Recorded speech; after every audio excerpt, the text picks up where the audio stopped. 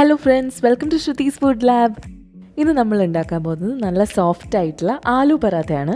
അപ്പോൾ റെസിപ്പിയിലേക്ക് പോകുന്നതിന് മുമ്പായിട്ട് നമ്മുടെ ചാനൽ ആദ്യമായിട്ട് കാണുന്നവരുണ്ടെങ്കിൽ സബ്സ്ക്രൈബ് ചെയ്യാൻ മറക്കരുത്.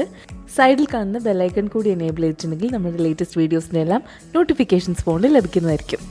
ആദ്യം നമുക്ക് പറാത്തയുടെ മാവൊന്ന് കുഴച്ചെടുക്കാം. അതിനായിട്ട് 3.5 കപ്പ് ഗോതമ്പ് പൊടി എടുത്തിട്ടുണ്ട്. ഇതിലേക്ക് ആവശ്യത്തിന് ഉപ്പ് ചേർത്ത് കൊടുക്കുക. എന്നിട്ട് ചെറുതായിട്ടൊന്ന് മിക്സ് ചെയ്തെടുക്കുക.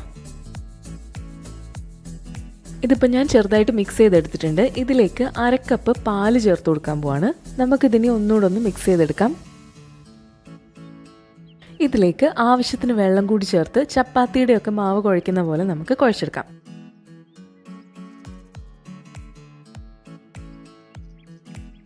ഏകദേശം 1.25 കപ്പ് വെള്ളത്തിൽ ഇത് കുഴച്ചെടുത്തിട്ടുണ്ട്. മാവ് ഇപ്പം നന്നായിട്ട് സോഫ്റ്റായി വന്നിട്ടുണ്ട്. ഇനി ഇതിലേക്ക് 1 ടീസ്പൂൺ നെയ്യ് ചേർത്ത് കൊടുക്കാം. നെയ്യ് ചേർത്ത് കൊടുത്തതിന് ശേഷം വീണ്ടും നന്നായിട്ട് കുഴച്ചെടുക്കുക. ഇപ്പം നമ്മുടെ മാവ് റെഡി ആയിട്ടുണ്ട്. ഇതിനി ഒരു 15 മിനിറ്റെങ്കിലും നമുക്ക് അടച്ചു വെക്കാം. മാവ് കുറച്ചുകൂടെ ഒന്ന് സോഫ്റ്റ് ആവാൻ വേണ്ടിയിട്ടാണ് ഇങ്ങനെ ചെയ്യുന്നത്. ഈ ഒരു സമയം കൊണ്ട് നമുക്ക് ഫില്ലിംഗ് ഒന്ന് റെഡിയാക്കി എടുക്കാം. 4 മീഡിയം സൈസിലെ ഉരുളക്കിഴങ്ങ് വേവിച്ചത് ഞാനിപ്പോൾ ഒരു ബൗളിൽ എടുത്തിട്ടുണ്ട്. ഇത് നമുക്ക് നന്നായിട്ടൊന്ന് ഉടച്ചെടുക്കാം.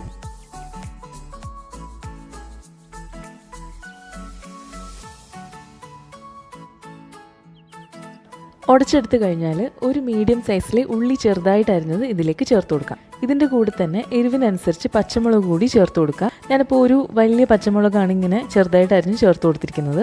ഇനി ഇതിലേക്ക് മസാലപ്പൊടികളൊക്കെ നമുക്ക് ചേർത്ത് കൊടുക്കാം. 1 ടേബിൾ സ്പൂൺ കശ്മീരി മുളക് പൊടി, 1/2 ടേബിൾ സ്പൂൺ മല്ലിപ്പൊടി, 3/4 table spoon garam masala, 1/4 teaspoon മഞ്ഞൾപ്പൊടി. ഇതിൻ്റെ കൂടെ 1/2 ടീസ്പൂൺ അയമോദകം കൂടി ചേർത്ത് കൊടുക്കുന്നുണ്ട്. അതിങ്ങനെ കയ്യിലേക്ക് എടുത്ത് ചെറുതായിട്ടൊന്ന് പൊടിച്ച് ചേർത്ത് കൊടുത്താൽ മതി. എന്നിട്ട് ഇതൊന്ന് മിക്സ് ചെയ്ത് കൊടുക്കുക.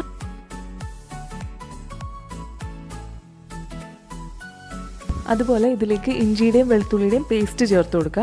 രണ്ടും ഓരോ ടീസ്പൂൺ വീതം ചേർത്ത് കൊടുക്കുക. പേസ്റ്റിന് പകരം നിങ്ങൾക്ക് ചോപ്പ് ചെയ്ത് ഇഞ്ചിയും വെളുത്തുള്ളി ആയാലും ചേർത്ത് കൊടുക്കാം. വീണ്ടും ഇതെല്ലാം നന്നായിട്ട് മിക്സ് ചെയ്ത് കൊടുക്കുക.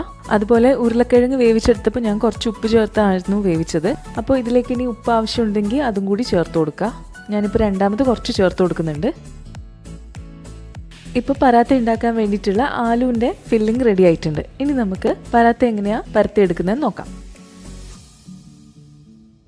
20 മിനിറ്റൊക്കെ ആകുമ്പോഴത്തേക്കും മാവ് നല്ല സോഫ്റ്റായി വന്നിട്ടുണ്ട്. ഒന്നുകൂടി ഒന്ന് കുഴച്ചെടുത്ത ശേഷം ഇത് നമുക്ക് ചെറിയ ബോൾസ് ആയിട്ട് ഉരുട്ടിയെടുക്കാം. അപ്പോൾ എനിക്ക് ഏകദേശം ഒരു 10 ബോൾസ് ഈ ഒരു സൈസിൽ കിട്ടിയിട്ടുണ്ട്. ഇതിനി നമുക്ക് പരത്തി ഇതിലെങ്ങനെയാണ് ഫില്ലിംഗ് വെക്കുന്നതെന്ന് നോക്കാം.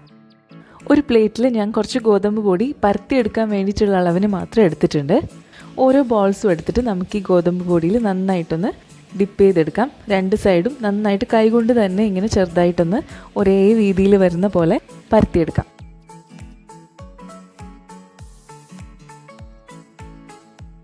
ചെറുതായിട്ടൊന്ന് പരത്തിയെടുത്തതിന് ശേഷം ഇതിലേക്ക് നമുക്ക് ആവശ്യത്തിന് ഫില്ലിംഗ് വെച്ച് കൊടുക്കാം.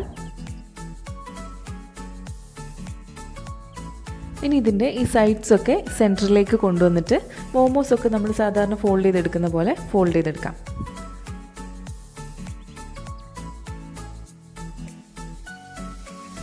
ഇപ്പോൾ ഇതിങ്ങനെ സെൻറ്ററിലേക്ക് കൊണ്ടുവന്നിട്ടുണ്ട്. ഇതുപോലെ ഈ ഒരു എക്സ്ട്രാ പീസ് വരുന്നത് നിങ്ങൾക്ക് വേണമെന്നുണ്ടെങ്കിൽ കട്ട് ചെയ്ത് മാറ്റാം. ഞാനിപ്പോൾ ഇങ്ങനെ ഫോൾഡ് ചെയ്ത് മടക്കി വെക്കുകയാണ്. ഇനി ഇതൊന്നുകൂടെ നമുക്കൊന്ന് ഉരുട്ടിയെടുക്കാം. അതിനുശേഷം ഇതേപോലെ തന്നെ ബാക്കിയിരിക്കുന്ന കൂടി നമുക്ക് ചെയ്തെടുക്കാം.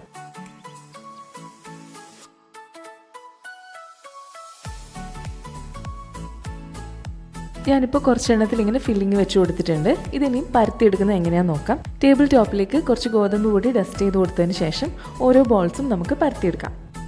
പരത്തിയെടുക്കുമ്പോൾ നമ്മൾ ശ്രദ്ധിക്കേണ്ട ഒരു കാര്യം എന്താണെന്ന് വെച്ചാൽ സെൻറ്ററിൽ നിന്ന് തുടങ്ങാണ്ട് സൈഡ്സിൽ നിന്ന് പരത്താൻ തുടങ്ങണം. സെൻറ്ററിൽ നിന്ന് തുടങ്ങിയാൽ ചിലപ്പം സൈഡിലെത്തുമ്പോഴത്തേക്കും അതിങ്ങനെ മുറിഞ്ഞു പോകാൻ സാധ്യതയുണ്ട്. ഇങ്ങനെ ചെയ്താൽ സൈഡ്സിൽ നിന്ന് ഇങ്ങനെ മുറിഞ്ഞു പോയിട്ട് ആലു ഫില്ലിംഗ് ഒന്നും പുറത്തിറങ്ങില്ല. ഇതിപ്പോൾ പരത്തി എടുത്തിട്ടുണ്ട്. ഇതിന് നേരെ നമുക്ക് പാനിലിട്ട് ചുട്ടെടുക്കാം. അപ്പോൾ അതിനായിട്ട് ഞാനിവിടെ ഒരു പാൻ ചൂടാക്കിയിട്ടുണ്ട്. ഇതിലേക്ക് നമ്മളുടെ ആലു പറാത്ത വെച്ച് കൊടുക്കാം. ഒരു സൈഡ് റെഡി ആകുമ്പോഴത്തേക്കും നമ്മൾ അടുത്ത സൈഡ് ഫ്ലിപ്പ് ചെയ്തിട്ട് കൊടുക്കുക.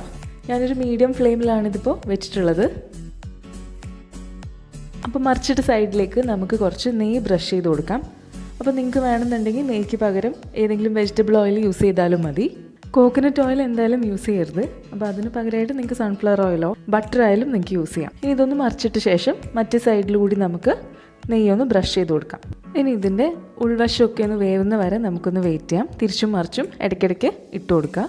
ഇപ്പോൾ ഈ ഒരു സൈഡ് നന്നായിട്ട് ബ്രൗൺ കളറായി വന്നിട്ടുണ്ട്. മറ്റേ സൈഡ് കൂടി ഇതേപോലെ ബ്രൗൺ കളറായിട്ട് ഒന്ന് പൊങ്ങി വരുന്ന വരെ നമുക്ക് വെയിറ്റ് ചെയ്യാം. ഇതിപ്പോൾ നന്നായിട്ട് പൊങ്ങി വരുന്നുണ്ട്. അപ്പോൾ ഇങ്ങനെ വരുമ്പം ഉൾവശം വെന്തു എന്നാണ് ഇതൊന്ന് മനസ്സിലാക്കേണ്ടത്. അങ്ങനെ നമ്മുടെ ആലു പറാത്ത റെഡി ആയിട്ടുണ്ട്. അപ്പോൾ ബാക്കിയിരിക്കുന്ന കൂടി ഇതേപോലെ തന്നെ നമുക്ക് പരത്തിയിട്ട് ചുട്ടെടുക്കാം. ഞാനിപ്പോൾ എല്ലാം ഇതേപോലെ തന്നെ ചുട്ടെടുത്തിട്ടുണ്ട്. അങ്ങനെ ടേസ്റ്റി ആയിട്ടുള്ള ആലു പറാത്ത റെഡി ആയിട്ടുണ്ട്. അപ്പോൾ ഈ ഒരു ആലു പറാത്ത നിങ്ങൾക്ക് കേർഡിൻ്റെ കൂടെയോ അല്ലെങ്കിൽ ഏതെങ്കിലും ഒരു ചട്നിയുടെ കൂടെയോ ഗ്രീൻ ചട്നിയുടെ കൂടെയോ ഒക്കെ കഴിക്കാവുന്നതാണ്. അപ്പോൾ ഇതിൻ്റെ ഉൾവശമൊക്കെ നന്നായിട്ട് വന്നിട്ടുണ്ട്, നല്ല ടേസ്റ്റിയുമാണ്. അപ്പോൾ എല്ലാവരും ഇതൊന്ന് ട്രൈ ചെയ്ത് നോക്കുക. ട്രൈ ചെയ്ത് നോക്കിയതിന് ശേഷം അഭിപ്രായങ്ങൾ കമൻസിൽ പറയാം. അപ്പോൾ ഇന്നത്തെ വീഡിയോ നിങ്ങൾക്ക് എല്ലാവർക്കും ഇഷ്ടമായി എന്ന് വിശ്വസിക്കുന്നു. വീഡിയോ ഇഷ്ടമായെങ്കിൽ ലൈക്ക് ചെയ്യാനും ഷെയർ ചെയ്യാനും മറക്കരുത്. ഇനി വേറൊരു റെസിപ്പി ആയിട്ട് പിന്നീട് കാണാം.